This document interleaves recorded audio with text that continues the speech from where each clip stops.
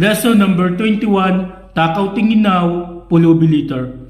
Ang pagiging takaw tingin ay hindi lang pwedeng mangyari sa pagkain, ganun din sa mga gamit, damit, gadgets, sasakyan, bahay at marami pang iba. Paano mo malalaman na takaw tingin na ang isang tao? Number 1, no contentment.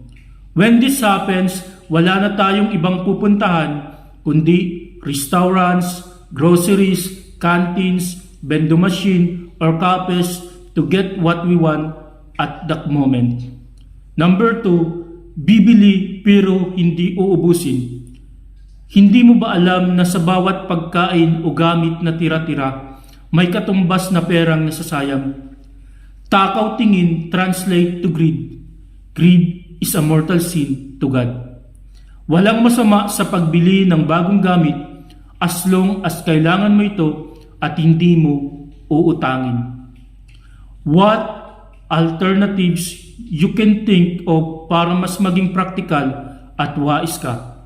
Lesson number 22, Tambay Now, Pulubi Later. Kung sasanayin natin ang ating mga sarili na mangutang at manghiram araw-araw, kahit pwede ka namang kumita para sa sarili mo, hindi talaga matatapos ang problema. At kung mas nanaisin natin na matulog lang at ubusin ang lahat ng oras sa kapapanood ng mga TV series o maglaro ng computer games, hindi talaga giginawa ang ating mga buhay. Bakit nga ba may mga taong walang ginagawa? Number 1, they want to avoid risks. Ayaw man lang subukan kasi iniisip kaagad na mas mabuti pang umiwas kaysa mabigo. Number 2, they lack motivation. People succeed because they push themselves to move out of their comfort zone. They are willing to choose to explore other possibilities kahit hindi sila sigurado. Number 3, they don't believe in themselves.